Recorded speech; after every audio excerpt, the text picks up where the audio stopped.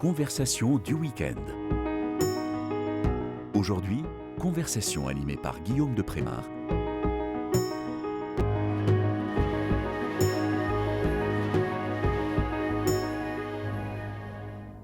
Chers auditeurs de KTO Radio, bonjour. Je suis heureux de vous retrouver pour notre émission Question Éco, consacrée aux grands enjeux économiques et sociaux.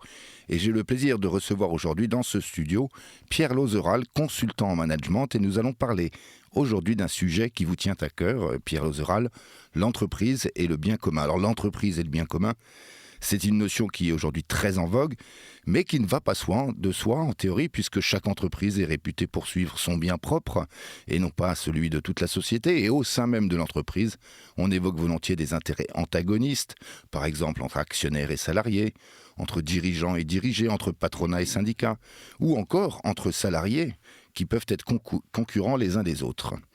Alors, on parle de performance, on parle de rentabilité, on évoque souvent la pression des objectifs, et au milieu de tout ça, on cherche à faire cheminer cette notion de bien commun. Comment ce bien commun peut faire son chemin à travers toutes ces réalités?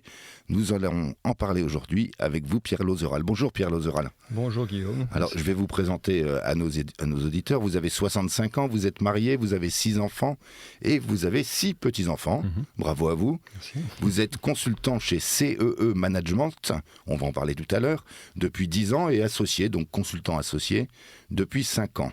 Donc le CEE Management, coaching de l'organisation, conseil auprès des dirigeants, coaching d'équipe, formation au management, accompagnement individuel. Mais votre cœur de métier, on en parlera pendant cette émission, vous, Pierre Lozeral, c'est le conseil auprès des dirigeants. Et on en parlera en fin d'émission, dans la 3e partie. Alors votre parcours est assez riche, vous avez passé près de 30 ans chez L'Oréal, une grosse boîte, une grosse boutique et une belle boutique qui fait honneur au luxe français, si je ne m'abuse. 25 ans sur les marchés étrangers, vous avez été expatrié en Angleterre, au Brésil, au Vietnam. Vous avez été directeur général export, Afrique, Océan Indien, Caraïbes, patron de filiale, donc en Vietnam, et patron de la zone Sud-Est Europe, de la zone Europe du Sud-Est, pardon. Donc vous avez une grande expérience du travail dans l'interculturel, comme on dit, et du management d'équipes qui sont de tailles diverses. Vous êtes de formation commerciale, assez classique, ESSEC, INSEAD, et une formation de coaching que vous avez ajouté à votre escarcelle, si j'ose dire, un peu plus tard. Votre fil conducteur, vous me l'avez dit, c'est l'intérêt pour la personne humaine. Votre devise, que veux-tu faire de ton talent? Une devise qui est une question. Exactement. Et vos mots d'ordre, promouvoir l'harmonie sociale au service de la performance économique. Et cette phrase, je vous cite, « Je crois à la vocation éminemment sociale de l'entreprise ».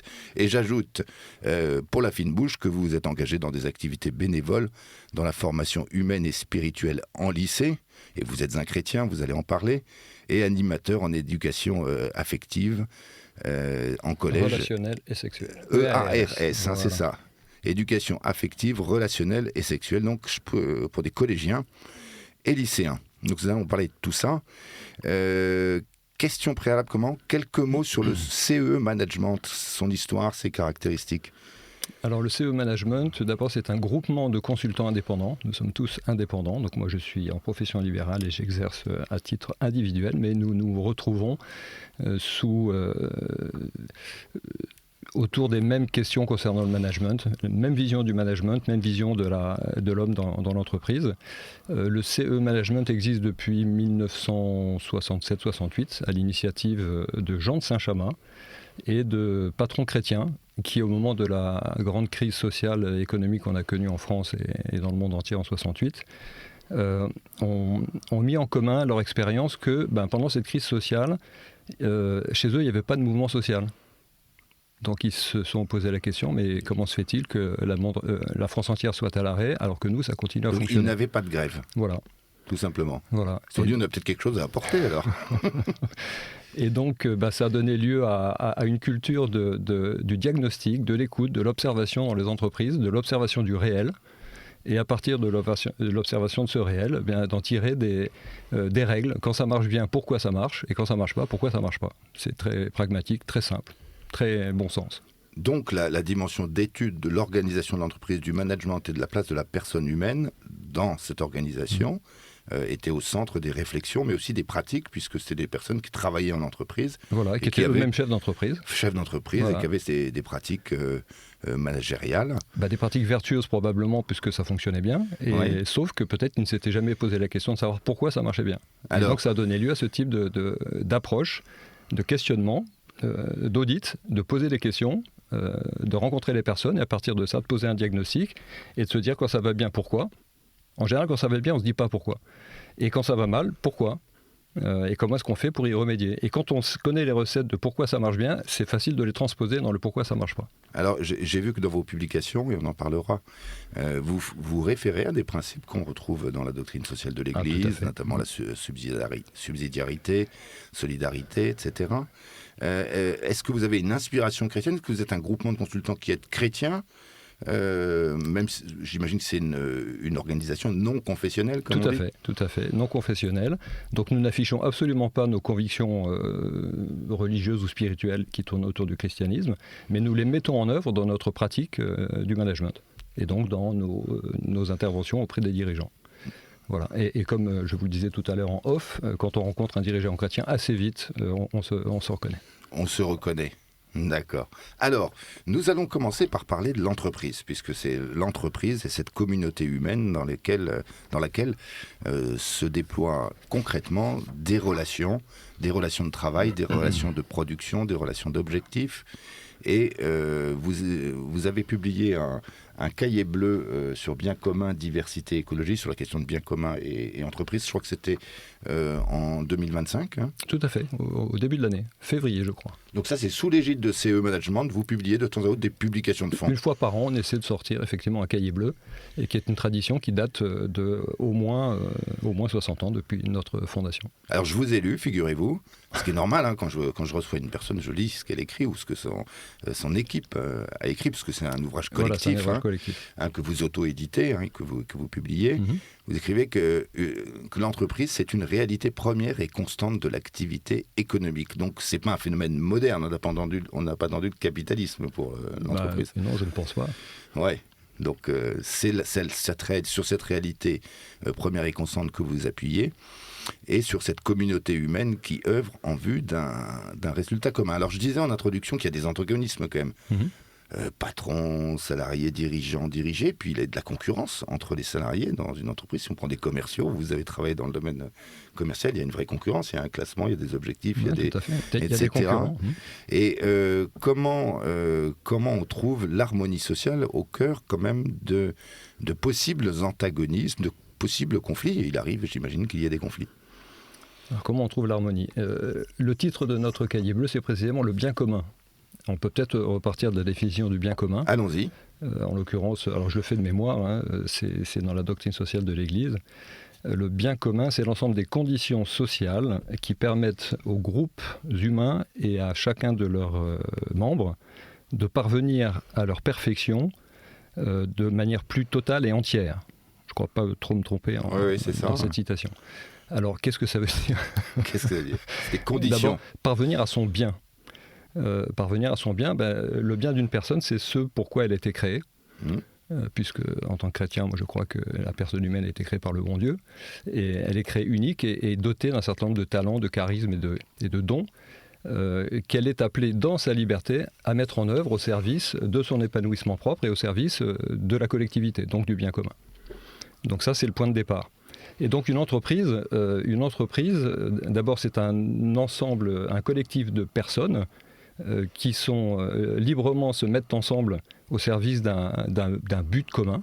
Le but commun d'une entreprise, pour faire large, c'est le service, c'est la satisfaction durable du client, quelle que soit la prestation, le produit ou le service autour duquel l'entreprise travaille. Donc la satisfaction de ce client. Donc toutes ces personnes s'agrègent autour de ce but commun.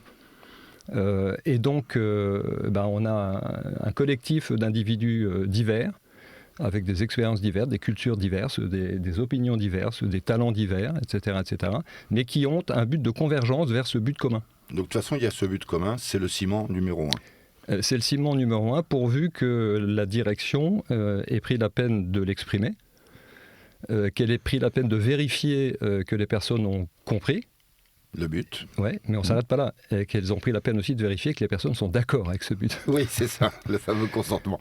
Voilà. Oui. Voilà, donc ça c'est tout le...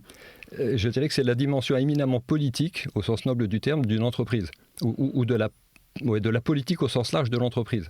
C'est de faire en sorte que l'ensemble des personnes qui adhèrent à ce but commun puissent s'y exprimer pour son épanouissement propre, mais au service de l'objet social de l'entreprise et donc de la collectivité.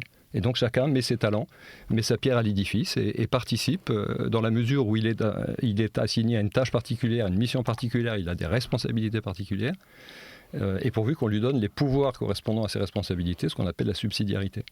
Voilà, que chacun fasse à son échelle ce qu'il peut faire et que personne n'aille empiéter sur le domaine de l'autre s'il peut le faire lui-même. C'est-à-dire que le patron ne doit pas faire à la place de son subordonné.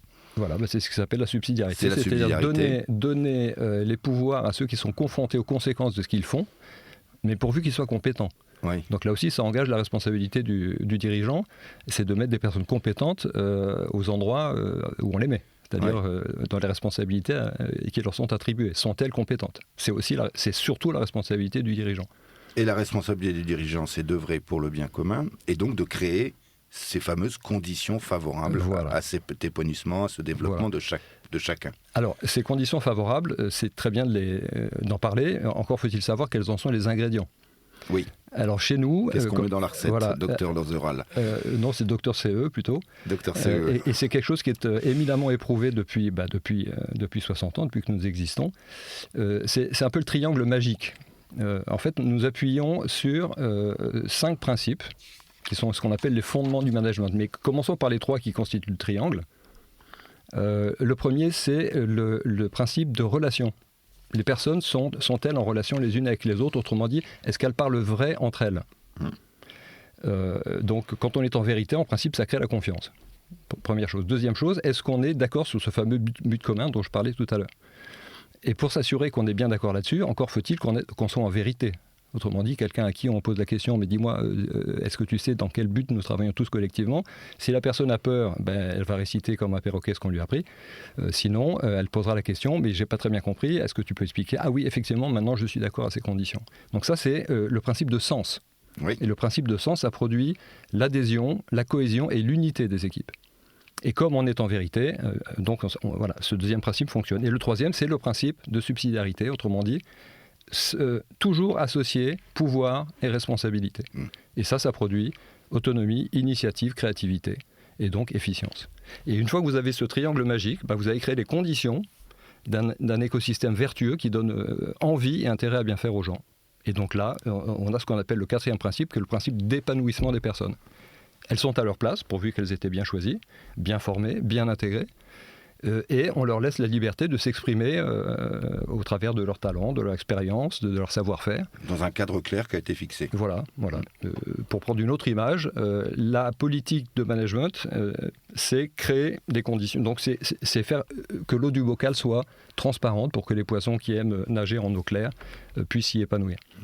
Voilà. D'accord. Très bien. Alors, donc ça, ce sont les fameuses conditions nécessaires pour créer un environnement favorable à l'épanouissement du bien de chacun. Vous parliez de la subsidiarité. Et du bien de la communauté. Et du bien de la communauté, parce qu'il y a les deux, le bien de chacun et le bien de la communauté. C'est la définition du bien commun. Et il faut pas seulement le bien individuel. On parle d'une aventure collective dans une entreprise. Ouais. Mais aujourd'hui, vous parliez du principe de sens. On parle de crise de sens. On avait reçu Mathieu Deschessart. J'imagine que vous connaissez ses travaux très bien. Ouais. Professeur d'université à Nantes sur cette question de la crise de sens du travail. Aujourd'hui, morcellement des carrières, moins de fidélité. On parle d'esprit de mercenariat dans les jeunes générations. Et crise d'appartenance. Ce que les anglo-saxons appellent l'esprit corporate, en quelque sorte. La crise du sens du travail, est-ce que c'est lié aussi à une crise de subsidiarité où on voit par exemple des cadres qui disent « je suis plus qu'un simple exécutant en col blanc ». Il y a de cela, oui, mais il y a aussi quelque chose qui est de la responsabilité encore de la politique de l'entreprise, la nature politique les conditions favorables pour créer cet environnement. Donc on a parlé de subsidiarité, de poursuite du bien commun. Une chose dont on n'a pas parlé encore, c'est l'humilité de l'autorité. L'humilité de l'autorité. Ah, il faut être humble quand on est patron, là. Oui, humilité au sens admettre que mon collaborateur a la même dignité que moi. Oui. Ok, nous sommes chacun à des niveaux différents parce que nous avons des responsabilités différentes, mais le patron humble, il se met au niveau de son collaborateur parce qu'il a beaucoup de choses à apprendre de lui, et vice-versa d'ailleurs, chacun dans son niveau de responsabilité. Donc, humilité de l'autorité, l'esprit de vérité, la subsidiarité, la poursuite du bien commun, ça c'est le cadre politique au niveau des racines de l'arbre, si je puis dire. Et puis après, une fois que vous avez créé cet environnement politique, cette politique-là, vous en avez des comportements qui en découlent. Donc vous avez ce qui découle de l'esprit de vérité, c'est la confiance. Ce qui découle du principe de sens, c'est l'adhésion, l'unité et la cohésion, comme je disais. Et ce qui découle de la subsidiarité, c'est la responsabilité, l'autonomie, la créativité. Donc quand vous intervenez dans une entreprise où il y a cette difficulté manifeste justement de crise du sens du travail, votre métier, c'est de remettre à l'endroit tous ces principes de manière concrète. Voilà. Et en même temps, on se rend compte en fait dans nos interventions que très souvent, il n'y a qu'une seule dimension du travail qui est prise en compte par les entreprises, qui est la dimension objective, c'est-à-dire je produis, je vois la qualité de ce que je produis, j'en suis responsable, ça me donne de la satisfaction ou pas, très bien, ça c'est la dimension objective. Il y a deux autres dimensions capitales, ce sont celles-là qui donnent le sens, c'est la dimension subjective, c'est-à-dire pourquoi est-ce que je travaille ? Je travaille pour gagner ma vie, c'est normal. Oui. Je travaille pour m'épanouir dans ce que je fais, si possible sur mes talents, parce que c'est plus facile. Je travaille pour progresser en capacité et en expertise. Je travaille parce que, je crois que j'ai tout dit. Oui. Oui. Et puis la dimension collective. On ne travaille pas tout seul ou pour soi tout seul, on travaille en équipe au service d'autres personnes. Et c'est encore une fois la définition du bien commun. Et donc, tant qu'on s'arrêtera sur la dimension que nous appelons mécaniste, à savoir juste la question objective, la dimension objective du travail, on ne prend pas en compte les deux dimensions qui sont majeures pour une personne, qui sont la dimension subjective et collective. J'aimerais bien qu'on revienne sur la crise du sens collectif et avec les nouvelles générations, notamment après la pause musicale. Pause musicale que nous allons entendre maintenant, et c'est vous qui l'avez choisi. Je vous ai proposé donc de faire la programmation musicale. Et alors vous avez choisi, un grand classique si je puis dire, l'Alléluia de Handel dans le Messie. Pourquoi cet Alléluia ? Eh bien parce que deux choses. À une époque, il y a une quinzaine d'années, il y avait une mode qui s'appelait les flash mobs.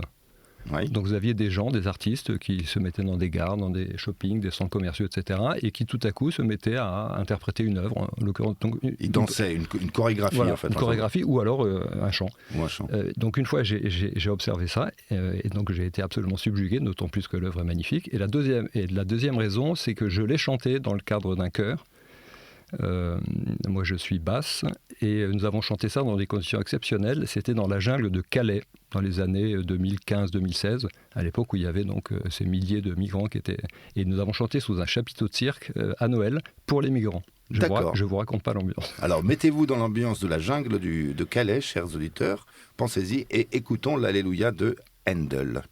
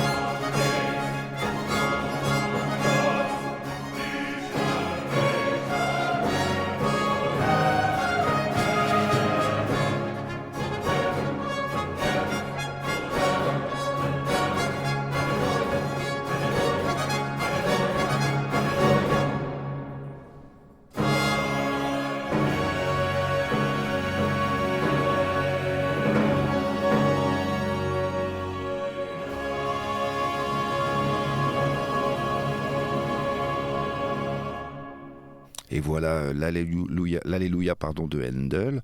On l'a écouté en entier, hein, on l'a pas coupé, là, ça vaut la peine, surtout ce final absolument incroyable. C'est majestueux. Et j'imagine que quand on écoute ça, on a envie d'aller le cœur léger au travail. Et alors, la réalité concrète du travail n'est pas toujours une félicité. Hein, tout le monde ne chante pas Alléluia en rentrant du boulot le soir chez lui. Malheureusement. On parlait de bien commun de la personne qui va avec le bien commun de l'entreprise, de cette articulation difficile. On parlait de crise de sens du travail. Aujourd'hui, il y a un esprit d'entreprise qui diminue, utilise beaucoup de consultants, et notamment des jeunes générations s'identifient de moins en moins, restent moins longtemps dans les entreprises, et finalement semblent moins impliqués dans la dimension collective du travail. Est-ce que vous l'observez vous-même dans votre activité ? Alors effectivement, on l'observe surtout au travers d'enquêtes d'opinion à droite ou à gauche sur la qualité de vie au travail. Mais j'ai peur que cette situation-là, en fait, ce soit la conséquence de la façon dont les entreprises sont gérées. Ah oui. À savoir, quelle est la politique qui est mise en œuvre dans telle ou telle entreprise et qui aboutit malheureusement à ce désengagement. Et j'ai bien peur également que les managers ignorent peut-être les ressorts fondamentaux de ce qui fait une âme humaine. Quels sont les besoins fondamentaux de l'être humain ? Il y a un auteur qui s'appelle Framand, qui a largement dépassé et démodé la pyramide de Maslow. Ça s'appelle le trièdre de Framand. Donc la pyramide de Maslow, c'est la pyramide des besoins humains, voilà, depuis les plus primaires jusqu'aux besoins d'humain. C'est un peu basique. Se nourrir jusqu'à s'accomplir complètement. Voilà. Voilà. Sauf que c'est un peu basique parce qu'on mélange trois notions ou trois axes, justement, que M. Framand distingue. Ouais. Le premier, c'est l'axe des besoins matériels. Donc l'axe des besoins matériels, ça commence par la survie individuelle, la survie du groupe, la survie de l'espèce. On n'en est pas là dans les entreprises, fort heureusement. Oui. Et en revanche, le critère qui est important pour les personnes, c'est est-ce que mon travail va me permettre d'améliorer ma condition matérielle ? Donc ça, c'est la première question. D'une façon générale, les entreprises payent parfois avec des lance-pierres, mais elles ont un peu compris cette motivation-là. En revanche, les deux autres axes, je ne suis pas sûr que les gens aient compris. Le deuxième, c'est l'axe psychologique, les besoins psychologiques de la personne humaine. Et on parlait tout à l'heure de l'humilité de l'autorité. L'humilité de l'autorité, c'est reconnaître à l'autre sa dignité de personne humaine au même titre que la mienne. Je suis patron, mais...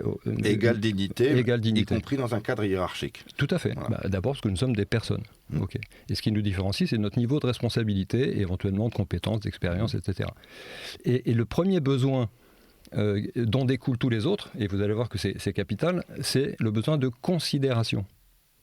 Et donc, dans la mesure où on considère l'autre comme son égal au titre de sa dignité humaine fondamentale, tout le reste en découle. Donc, derrière, on peut obtenir l'intégration, l'appartenance, la participation, ensuite la responsabilité, pourvu qu'on pratique la subsidiarité, ensuite l'autonomie, ensuite l'initiative, ensuite le progrès, et enfin... Tout au bout, là c'est absolument génial, c'est tout ce qui est de l'ordre de l'esthétique, c'est-à-dire qu'on travaille juste pour la beauté du geste, parce qu'on a tout avant. Donc on va jusqu'à ce niveau-là.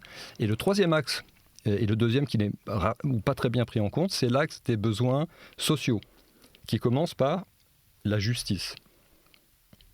Voilà. S'il n'y a pas la justice, rendre à chacun ce qui lui est dû. Exactement. Au titre d'être une personne humaine d'abord, d'être un salarié d'une personne qui contribue, etc., etc. Si la justice n'est pas accomplie ou produite, ou je ne trouve pas le mot, bref, pratiquée, on n'obtient pas la confiance. D'abord la confiance en soi-même, ensuite la confiance en l'autre, ensuite la confiance dans le groupe, ensuite la confiance dans le chef, on fait partie d'une équipe, entreprise corps vivant, et ensuite la confiance dans l'institution. Et ça, une fois qu'on a dépassé tous ces niveaux de confiance, on parvient à la poursuite du bien commun. Oui. Vous voyez ?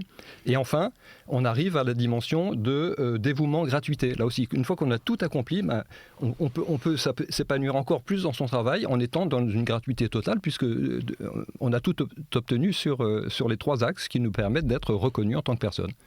Tant qu'on ne s'intéressera pas à ces trois dimensions-là, on aura ce qu'on observe dans Donc, les selon enquêtes. vous, cette crise dont on parle est davantage une crise du management que la génération spontanée, tout d'un coup, d'une jeune génération qui serait moins qualitative sur le plan de l'esprit collectif. Je pense que c'est la crise, non pas du management, mais de la définition de la politique dans l'entreprise. Oui.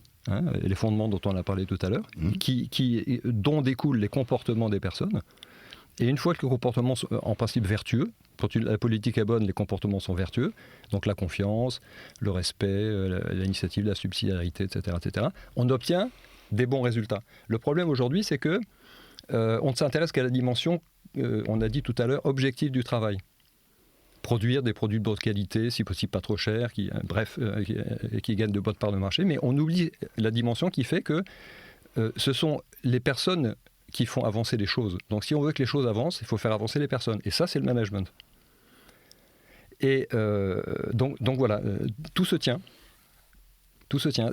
Donc c'est une crise de la compréhension de ce que c'est que le travail. Ce n'est pas juste produire. Donc c'est matérialiste, voire mécaniste.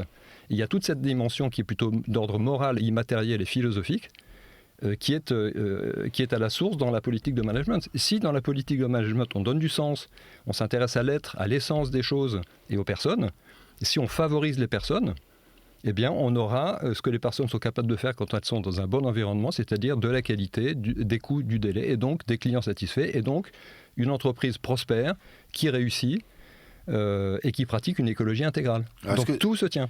Est-ce que ces notions, vous arrivez à les faire comprendre à des chefs d'entreprise qui vous demandent d'intervenir, vous ou l'un de vos confrères du CE Management, dans une organisation qu'on pourrait qualifier de fragile ou malade sur le plan humain? Est-ce qu'ils arrivent à intégrer ça? Vous faites pas. Ça ne doit pas être évident. Parce qu'il y a des habitudes qui sont prises, en fait. Alors, la grosse difficulté, en fait, il nous arrive parfois, voire souvent, de décider de ne pas travailler avec un chef d'entreprise qui a besoin d'aide, parce qu'on décèle ou on ressent qu'il n'a pas la capacité à se remettre en cause. Oui. Donc l'humilité de l'autorité dont je parlais tout à l'heure, qui est un des fondements donc, de cette fameuse politique, substrat politique, si on n'a pas ça, on n'y arrivera pas. Donc si vous sentez que le patron n'est pas prêt à se remettre en cause, n'est pas capable d'entendre qu'il y a des choses qui ne fonctionnent pas, il en est peut-être l'inspirateur ou l'instigateur malgré lui, c'est même pas la peine. Alors vous n'y allez pas dans ce cas-là? On dit, écoutez, je pense que vu notre façon de travailler, ça va être compliqué de travailler ensemble sur le long terme. Oui, alors vous pourriez vous dire, j'y vais, je fais ce que je peux et je prends mon chèque. Mais non. Oui, mais ça ne marchera pas, parce que de toute façon, on fera ce qu'on fait en principe avec des patrons qui adhèrent, et qui acceptent de se remettre en cause, et on n'aura pas le résultat. Donc on sait par expérience qu'on n'aura pas le résultat. Donc on fera du mauvais boulot, donc c'est une mauvaise image de marque pour nous. Oui, donc de toute façon, ça se retournerait contre vous. Alors cette question du bien commun, elle concerne le bien collectif de l'entreprise, avec cette dimension collective du travail, mais aussi toute la société. Et aujourd'hui, on parle beaucoup de la contribution des entreprises au bien de la société, sous ce vocable de responsabilité sociale et environnementale des entreprises, la fameuse RSE qui est apparue aux États-Unis dans les années 50, c'est les travaux de Howard Bowen, et puis ça a fait son chemin petit à petit. Et alors, dans les années 90, il y a une pression croissante des consommateurs, mais aussi d'organisations non gouvernementales, qui ont poussé les États à adopter des réglementations plus strictes. Alors, il y a une partie contraignante et une partie non contraignante dans la RSE, mais en France, il y a même eu un cadre légal qui a commencé, si je ne me trompe pas, c'est en 2001 avec la loi NRE, Nouvelle Régulation Économique. Je vous passe tout le détail, mais après on est arrivé à la fameuse loi PACTE, PACTE, Plan d'action pour la croissance et la transformation des entreprises. C'était la loi de 2019 dans le gouvernement d'Édouard Philippe, et qui a modifié la définition de l'objet social de l'entreprise dans le Code civil pour offrir la possibilité aux entreprises de se doter volontairement d'une raison d'être, et on a inventé cette notion de société à mission. Donc on a dit à l'entreprise, maintenant, Madame Entreprise, vous avez une responsabilité vis-à-vis de l'ensemble de la société. Donc ça me paraît plutôt positif comme évolution. Comment vous le voyez? Oui, c'est super, mais quand on est un chef d'entreprise qui se respecte, c'est une évidence que l'entreprise est au service du bien commun et qu'elle a une responsabilité sociale et environnementale, puisque dans une entreprise, vous avez les salariés, formidable, mais vous avez toutes les parties prenantes extérieures, les fournisseurs, vous avez les administrations, et puis vous avez ce qu'on appelle l'environnement, l'écosystème dans lequel l'entreprise évolue. Donc elle n'est pas toute seule, ce n'est pas une entité détachée d'un environnement ou d'un écosystème. Nul n'est une île, y compris pour une entreprise. Voilà. Et donc une entreprise telle qu'on l'a définie tout à l'heure avec le triangle magique qui fait qu'une fois qu'on a ces trois conditions et qu'on crée un environnement favorable pour que les gens fassent bien, et bon, vous avez une entreprise qui est performante et qui réussit. Mais elle ne réussit pas toute seule.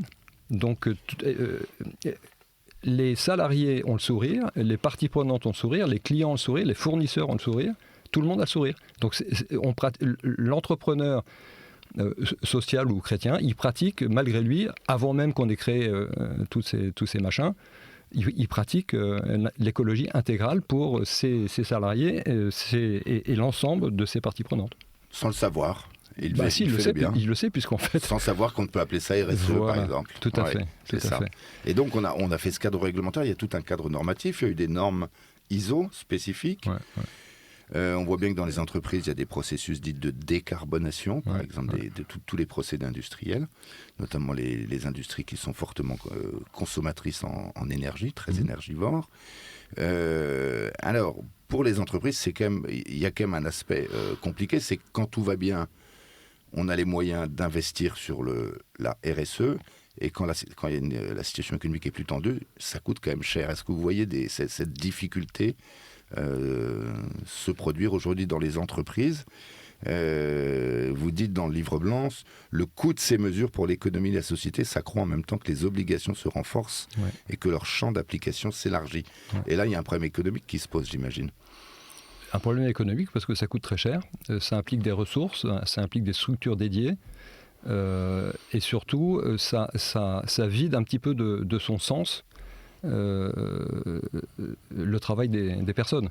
Travailler simplement pour alimenter des bases de données ou des questionnaires ou satisfaire des indicateurs, c'est malheureusement ce qu'on retrouve dans les grosses boîtes qui sont très très à la limite trop grosses et qui sont comment est-ce qu'on appelle ça là, organisation matricielle. Vous avez de plus en plus de superstructures qui sont là pour contrôler, exiger, demander des rapports, de l'information, compiler tout ça, et ce qu'on appelle, on en parle dans le cahier bleu, les bullshit jobs. Des bullshit jobs. C'est-à-dire que les gens qui font ça, ils sont payés pour faire quelque chose qui n'a pas grand intérêt, qui alimente cette espèce d'inflation de normes, de bureaucratie et donc d'inefficacité. Et ils ont parfaitement conscience que ça ne sert à rien. Donc au bout d'un moment, ok, vous avez gagné votre chèque de fin de mois, ça vous fait une belle jambe parce que vous passez à côté de votre épanouissement personnel et professionnel. Donc pour faire simple, très bien, formidable, bien sûr qu'il le faut, mais si on avait plus d'entreprises qui faisaient appel à nous, peut-être qu'on aurait moins besoin de superstructures qui contrôlent et qui obligent, alors qu'en fait, on travaille sur le bon vouloir et la bonne volonté des gens. Je veux dire, quand vous créez un environnement favorable, on met en œuvre la bonne volonté des gens pour se mettre spontanément au service du bien commun. Oui, moi, ce que j'ai observé dans les entreprises, c'est qu'effectivement, la RSE tournait beaucoup autour de la production d'indicateurs. Oui, en fait, il faut rendre des comptes. Voilà, il faut passer sous les fourches codines de l'administration mondiale. Parce qu'en fait, c'est pas que l'OMC, l'OCDE, la Communauté économique européenne. La France est championne toute catégorie là-dedans, parce qu'elle surtranspose tout ce qu'on demande. Donc c'est encore pire en France. Oui, donc l'environnement normatif contraignant devient encore plus contraignant. Plus contraignant parce que la loi pourrait prévoir. Parce qu'on fait les bons élèves, mais on est très jacobin et très administratif en France. Donc on a cette vieille tradition qui fait qu'on contrôle. Et on se retrouve dans les entreprises avec un poids énorme de ce qu'on appelle le reporting. Il y a une obsession du reporting. Contrôle et reporting, les deux à la fois. Contrôle. Et donc le contrôle, c'est complètement contradictoire avec le premier principe qui est celui de relation, qui en principe génère la confiance.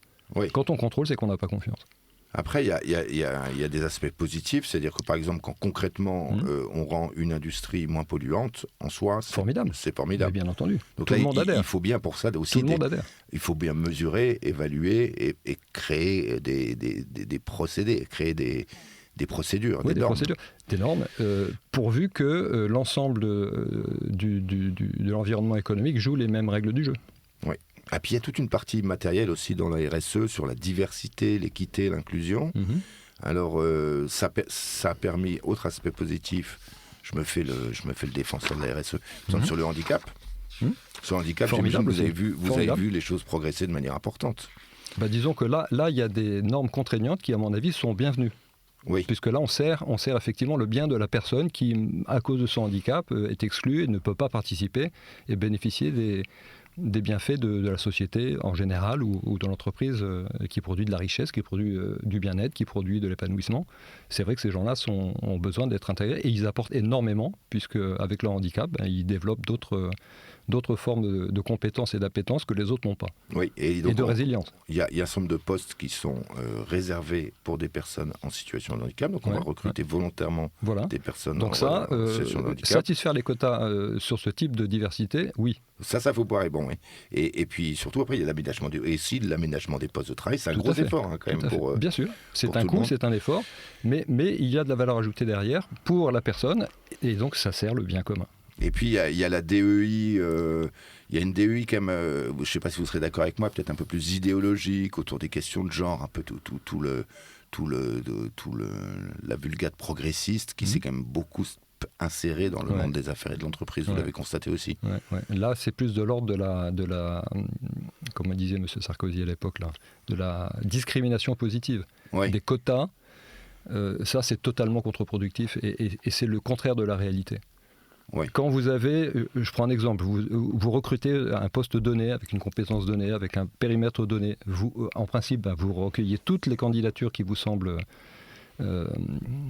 convenir à ce type de poste, et puis ensuite vous sélectionnez sur la capacité de la personne à le remplir. Vous ne regardez pas si c'est attends, tant que j'ai pas rempli mon quota de femmes, donc cette madame qui arrive en 5e sur la shortlist, je vais la prendre parce que j'ai besoin d'une femme, parce qu'on est contraint de le faire. C'est totalement contre-productif. C'est une aberration, c'est le contraire du réel.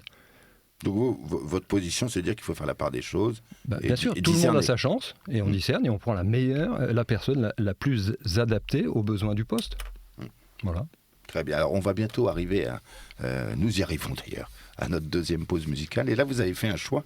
Vous n'avez pas pris de la musique classique, il y a une jolie petite guitare sèche, classique, avec une basse un peu continue. C'est dans la mélodie du bonheur.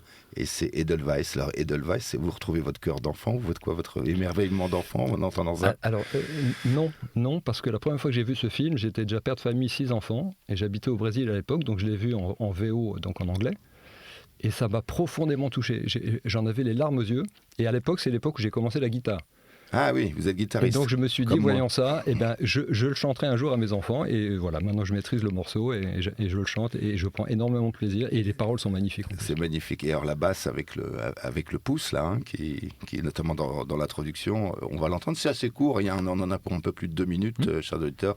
Et vous connaissez tout ça quand même, le Edelweiss de la mélodie du bonheur.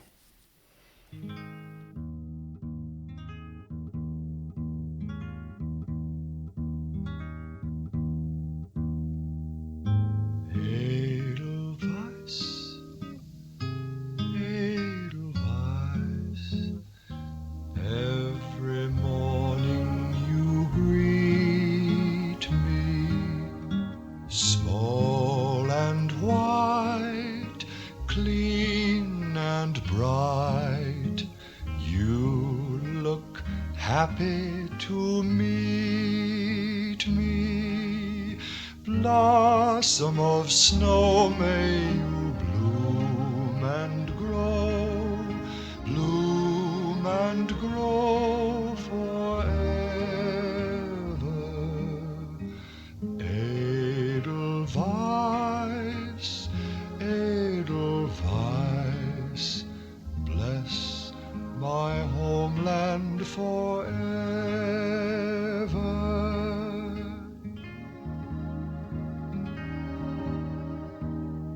Edelweiss, Edelweiss, every morning you greet me, small and white, clean and bright. You look happy to meet me. blossom of snow, may you bloom and grow forever. Edelweiss, Edelweiss, bless my homeland forever.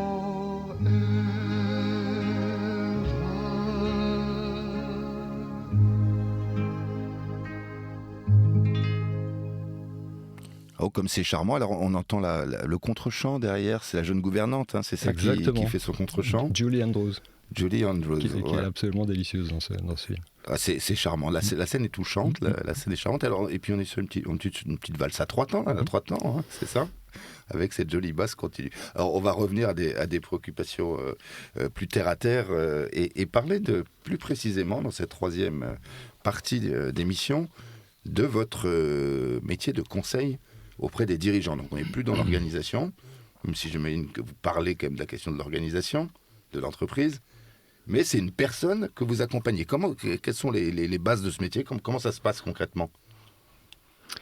Alors, dans le cadre d'une mission de management auprès d'une entreprise, nous visons systématiquement le patron, puisque c'est lui qui est à l'origine de la politique de management ou de la politique de l'entreprise. Donc on tape à la tête pour essayer de diffuser notre approche politique du management qui fait des entreprises en fait qui sont RSE. Donc d'abord c'est une relation qui s'établit sur la confiance réciproque. C'est très intuitu personné. Et assez vite, on demande au patron de nous laisser l'accès à ces... Alors, on commence par le comité de direction. Donc on va interviewer ces personnes-là, en gros pour leur dire très bien, voilà ce qui se passe. On fait un petit diagnostic. Qu'est-ce qui va bien dans ce que vous faites, dans vos relations avec votre patron, avec vos collaborateurs, pourquoi ça va, comme tout à l'heure je vous disais. Et puis qu'est-ce qui ne va pas, quels sont vos cailloux dans la chaussure, qu'est-ce qui fait mal et pourquoi ça ne va pas. Et donc on commence à collecter un petit peu, on fait le diagnostic de ce qui se passe. On produit une synthèse anonyme verbale auprès du patron, on revient le voir, on dit voilà ce qu'on a vu. Et à partir de ça, nous, on vous recommanderait de faire telle ou telle chose. Et à 90%, on se rend compte qu'il y a des problèmes de relation dans l'équipe de direction. Pour X raisons. Soit à cause du patron, qui ne se rend pas compte de ce qui se passe, de sa façon d'être, soit à cause de telle ou telle autre personne. Enfin, et on retombe pratiquement systématiquement sur... Il y a un des 3 piliers du triangle magique qui n'est pas en place. Au moins un. En général, c'est 2, voire 3. Oui. Et à partir de ça, on propose au patron d'adopter une démarche à laquelle il se doit d'adhérer sur le principe, on la construit avec lui, et on le met en face de sa responsabilité de patron qui est pour ce qui est de votre ressort, êtes-vous prêt à vous remettre en question et à le reconnaître, non pas publiquement, on n'est pas là pour se flageller, mais et à mettre en œuvre ce qui fera que ça va changer. Et donc, très très souvent, on arrive à convaincre le patron de réunir son comité de direction pour un séminaire de 2 jours, si possible à l'extérieur de l'entreprise, où on essaie de mettre en œuvre ces fameux 5 principes du management dont je vous ai parlé. Oui. Donc, le principe de relation, le principe de sens, le principe d'organisation, la subsidiarité, qui produit le principe d'épanouissement, et puis le dernier dont on n'a pas parlé, et c'est précisément à quoi ça sert le management. C'est quoi un chef ? Qu'est-ce qu'un chef ? Voilà la grande question. Et c'est là que vous êtes un peu un poil à gratter, parce que vous êtes conduit parfois, j'imagine, à dire des choses désagréables au chef, au patron. Il ne dit pas je vous paye et je vous paye, et puis en plus vous me dites des choses désagréables. Alors il y a une chose qui est très puissante dans cette approche, où on les met ensemble autour d'une table pendant 2 jours. On passe pratiquement une journée complète autour du principe de relation, pour que les personnes expérimentent ce qu'on appelle le parler vrai. C'est-à-dire, est-ce qu'on est vraiment en vérité les uns avec les autres ? Et à la fin de cette journée, on fait l'évaluation en live du patron par son équipe. Le patron est prévenu, évidemment. Et donc, il est d'accord. Mais il passe sur le grill, le gaillard, là, si j'ose dire. Exactement. Je peux vous dire qu'on voit des choses absolument merveilleuses. D'abord, quand il joue le jeu, les collaborateurs le sentent, et les collaborateurs sont estomaqués de voir à quel point le chef a accepté de se mettre tout nu, finalement, de faire un striptease devant ses collaborateurs, parce que il accueille, il reçoit les commentaires de ses équipes sur ce qu'il fait de bien, évidemment, sur ce qu'il fait de moins bien, sur ce qu'il ne fait pas du tout et sur ce qu'il devrait faire ou ce qu'il devrait arrêter de faire. Et donc, une fois qu'on a fait ça, je peux vous dire que là, on crée une espèce de cohésion d'équipe absolument incroyable. Et la deuxième journée, on passe en revue les 4 autres principes, où ça va un tout petit peu plus vite, mais on a créé cette base de confiance qui fait qu'on peut presque tout se dire. Et on met sur la table des vrais enjeux de management, de direction, des problématiques d'équipe qui se passent véritablement. On n'est absolument pas dans le jeu de rôle, on est dans le réel. C'est-à-dire qu'on demande aux personnes de s'exprimer sur, en particulier, leur caillou dans la chaussure, et on va en parler ouvertement tous autour de la table. Et quand il manque des intervenants, on les fait venir le lendemain, on les appelle en disant « Tiens, pour tel sujet, ça serait bien que tu sois là, parce qu'on va en parler ». Et alors, évidemment, on ne règle pas tout dans un séminaire de 2 jours. Mais on fait avancer. Voilà, c'est un processus. Donc, en fait, on s'engage également le dirigeant s'engage à ce que ce processus soit dans la durée. En principe, au bout de 6-9 mois, on fait un retour d'expérience d'une journée pour s'assurer de la compréhension et de la mise en œuvre des principes, où est-ce qu'ils en sont, qu'est-ce qui a changé chez eux, chez leurs collaborateurs, en plus, en moins, etc. Et quand ça prend, ça peut durer sur 1 an et demi, 2 ans, 3 ans, 4 ans. J'ai en tête une mission très très importante que nous avons eue auprès de Renault pendant 4 ans. Nous étions 40 consultants à intervenir chez Renault dans le monde entier. Moi, je suis intervenu en particulier au Portugal, au Brésil, parce que j'ai vécu là-bas, donc je parle la langue. Oui. Et ce qu'il y a de très étonnant, on parlait d'interculturel dans votre introduction tout à l'heure, c'est que ces principes-là, ce sont des principes anthropologiques. Universel. C'est indépendant de la culture, indépendant de la religion, indépendant de l'ethnie. Ça peut marcher au Brésil, au Vietnam aussi. De la même façon. Oui. De la même façon. Moi, j'ai fait des séminaires... Pas avec les mêmes codes, mais le principe est le même, j'imagine. Eh ben, ces fameux principes dont je vous parle, tout le monde adhère. Tout le monde adhère. Tout le monde adhère et tout le monde joue le jeu. Alors à sa façon, avec ses limites d'expression, etc. Oui. Je me souviens d'un séminaire en anglais avec une équipe de Japonais sous les ordres d'un Français qui était au Japon, et puis il y avait plusieurs nationalités, donc on l'a fait en anglais. J'étais très inquiet. Je me dis, les Japonais, ils vont pas ouvrir le bec. Ils ont joué le jeu comme jamais. Au Brésil, ça a marché de façon extraordinaire. On a fait ça en Russie, on a fait ça au Maghreb, on a fait ça dans le monde. C'est anthropologique. Donc ce sont les ressorts. Le bien commun, ça concerne la personne humaine, ça ne concerne pas une culture ou une entreprise ou un système politique ou économique. Donc ça confirme qu'il y a bien une universalité de la personne humaine, des besoins de l'âme, de l'esprit, etc. Tout à fait. Et on le vérifie. Mais qui s'expriment avec des codes culturels différents. C'est à peu près ça. Voilà. Mais sur des principes transculturels, transnationaux, ce que vous voulez. Enfin, je reviens à votre patron, là, parce que ça m'impressionne ce que vous me dites. Vous dites, il se met presque nu. Ça signifie quand même que là, ça n'est possible que si lui-même accepte une humilité très forte. Et l'humilité, il peut prendre ça pour une humiliation. Oui, mais justement, on tâche d'expliquer et de démontrer qu'un patron qui ose se montrer vulnérable, d'abord, il fait preuve d'une humilité fondamentale évidente, parce que par construction, l'être humain, si je ne m'abuse, il n'est pas parfait. Ouais, j'ai remarqué ça. Il est fragile, limité, vulnérable, faillible, bref. Donc ça fait partie de cette humilité fondamentale dont je parlais tout à l'heure, de l'autorité, que d'admettre que, ok les gars, je me suis trompé, pardon, c'est ok. Et qu'est-ce que ça produit ? Ça produit une chose extraordinaire, c'est que ça autorise les autres à faire de même. C'est-à-dire à oser se tromper en sachant qu'on ne va pas se faire massacrer parce qu'on s'est trompé. Donc l'erreur est humaine. Ils peuvent faire ça vis-à-vis de leurs propres subordonnés derrière. Parce que là, on parle de cadre de direction souvent. Oui, tout à fait. Mais après, ce processus, pour l'instant, on s'est arrêté au comité de direction. Quand ça fonctionne, on décline ça dans l'ensemble de la ligne hiérarchique. Oui. On va jusqu'au bout. On a terminé ça récemment dans une usine automobile à Caen, l'année dernière. On y a passé 2 ans. On est allé jusqu'à faire ces fameux séminaires qu'on fait avec le comité de direction, avec les ateliers de tôlerie, de montage, d'emboutissage. Étonnant. Donc tout le monde y est passé. Et tout le monde a adhéré. Et le patron a le sourire jusqu'aux oreilles. Alors dans votre expérience, vous n'êtes pas des dangereux révolutionnaires qui ruinent le principe d'autorité. L'autorité a-t-elle subsisté à ces démarches ? Elle subsiste, c'est-à-dire que ça n'a pas ruiné l'autorité de remettre en cause la personne, parfois, d'un patron, par exemple. Alors, on arrive à la préserver, cette autorité. Ce mot-là est absolument capital. Malheureusement, il est dévoyé et très mal compris. L'autorité, vous le savez comme moi, ça vient du latin augere, c'est augmenter, c'est faire grandir. Faire grandir. Voilà. Et l'autorité, ça ne se décrète pas. C'est quelque chose qu'on vous confère parce que vous avez toutes les conditions, vous démontrez toutes les conditions qui font que vous êtes légitime à votre place, et donc on se soumet volontiers à votre autorité parce qu'elle est naturelle. Et donc ça n'est pas du pouvoir, c'est le contraire du pouvoir. L'autorité, c'est spontané. Cette personne, dans l'exercice de ses fonctions, avec ses côtés de douceur, d'écoute et ses côtés de force, de courage, appuyés sur des compétences professionnelles de management et produisant un management et une attitude équilibrée qu'il produit la justice et l'équité, ça produit ce qu'on attend d'un manager et finalement d'une équipe de direction, c'est le service. Un manager, c'est un serviteur. C'est un serviteur, mais il y a bien quand même une hiérarchie qui est fixée, dont le cadre est clair, il y a des organigrammes, il y a des échelons. Un salarié est lié au principe de subordination, il est subordonné.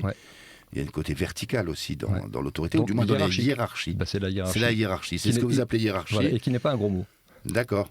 Oui. Mais donc, il est encore possible, malgré tout ce que vous nous dites, d'être un chef aujourd'hui. C'est-à-dire le chef, c'est aussi quelqu'un qui peut décider, à un moment tranché, et éventuellement rétablir l'ordre quand il faut. Donc ça existe encore dans votre démarche à vous ? Tout à fait. Mais pourvu qu'il soit légitime et reconnu comme tel.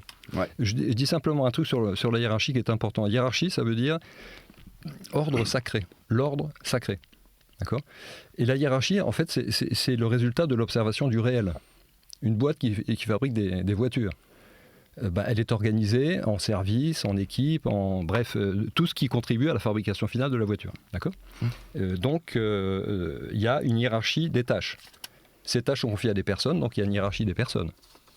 Ces personnes, elles sont responsables de quelque chose. Donc, il y a une hiérarchie des responsabilités. Et donc, quand on pratique la subsidiarité, eh bien, vous associez aux responsabilités des pouvoirs, donc il y a une hiérarchie des pouvoirs. Donc la hiérarchie, ça fait partie de l'ordre naturel de la vie en général et des entreprises. Alors j'ai vu une dernière chose, parce que l'émission touche à sa fin bientôt, vous parlez, j'ai vu ça dans votre publication, des vertus, qu'on connaît bien chez les chrétiens, prudence, tempérance, force, courage, humilité, justice. C'est encore possible de parler des vertus aujourd'hui alors Là aussi, c'est un gros mot, c'est comme la hiérarchie. Mais c'est reçu quand même. C'est reçu, oui, tout à fait. Et juste là, je fais un petit pas de côté.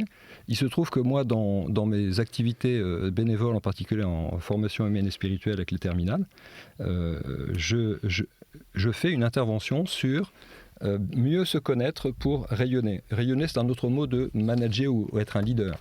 Okay, et pour se connaître, il faut avoir l'humilité et pratiquer les vertus pour forger son caractère. Et ça fera une belle phrase de conclusion. Pierre Lozeral, merci beaucoup d'avoir participé à cette émission. L'autorité du pouvoir à la légitimité, c'était un autre cahier bleu, le numéro 160-2024. J'imagine que vous avez traité aussi ces questions-là. Si vous voulez des informations, il faut aller sur Internet www.cee-management.com, c'est bien ça.